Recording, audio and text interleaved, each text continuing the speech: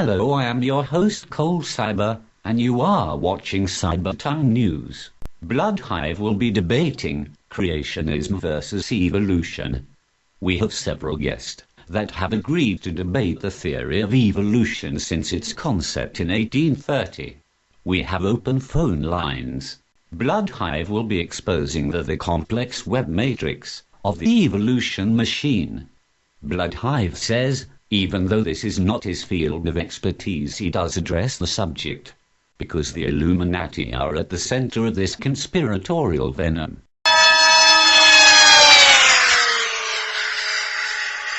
Looking at other news in the Gulf of Mexico, the BP situation seems to be a growing monster, just like the American economy, out of control. And these oil tycoons have engineered their corporations in such a way that nobody seems to claim responsibility for this unprecedented blunder. In other news, McDonald's has been caught conducting slow-motion genocide by selling contaminated glasses. These sippy cups seem to contain a chemical that causes cancer in children. Over 7 million were sold at $2 a pop. They are also warning over the news about contaminated lead-laced toys for children. It has been reported that over 46 different types of pesticides are detected in various fruits and vegetables. It smells very bloody fishy that so much is happening at the same time. It could be that the machine is accelerating the process of the end times. Good evening, Bloodhive. How are you? Thank you for coming here to debate creation versus evolution. Hello, Cold Cyber. I'm doing blessed of the Lord. Thank you very much for asking. What is your viewpoint regarding Darwin's spontaneous generation? Darwin believed in spontaneous generation. Another critical fact with which the evolutionists will go to any length to deny is that Darwin believed in spontaneous generation. That is, he believed that billions of new creatures sprang each day out of the dirt, such as flies, cockroaches from manures, and rats and mice from old rags, etc. When Louis Pasteur demonstrated that if you kill the bacteria in a liquid by boiling it, and then did not allow any living bacteria to get in the flask again, it would stay sterile indefinitely. In other words, he proved that life only came from life. Once something was dead, it was dead forever. There was no Frankenstein process to bring back the dead, whether they were human creatures or bacteria. However, Darwin was unwilling to accept Pasteur's finding. Darwin thought that since all the material that made up the original bacteria were still there in the water, they could spring back to life at any moment. So what does this mean? If life comes into existence billions of times every day, including fairly complex lives such as rats, mice, and the origin of life is not even a question. It is something that just happens automatically and can be taken for granted. The only question remaining is how other creatures come into existence, which are not obviously the products of spontaneous generation.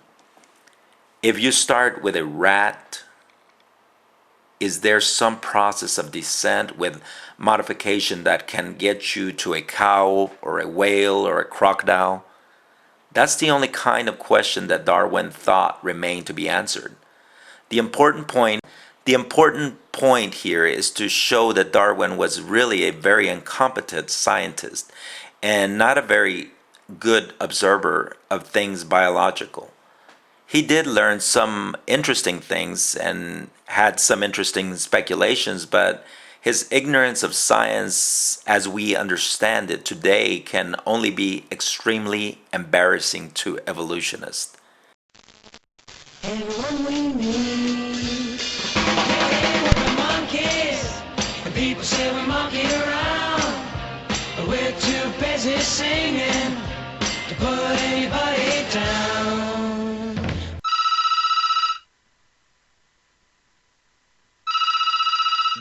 our first caller, Dunex. Dunex is an anthropologist and an expert in the field of evolution. The fossil record supports evolution. After 150 years and billions of fossils, none of these fossils can be verified to support evolution. Creationists, in contrast, have continuously proclaimed that the fossil record should show certain kinds of creatures with huge gaps in between each kind. This is exactly what the record shows by looking at the fossils. Unfortunately, for those that believe in Darwin's theory of evolution, the fossil records does not seem to support the theory. The evidence in the creation versus evolution debate clearly supports creationists in regard to the fossil records, until intermediate fossils are discovered to support Darwin's theory.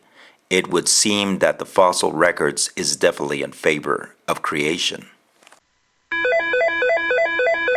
We have another caller. Hawk.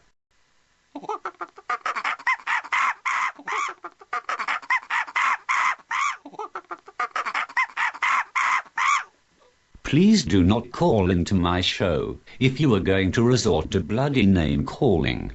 Just because you believe in evolution, you don't have to act like a Neanderthal.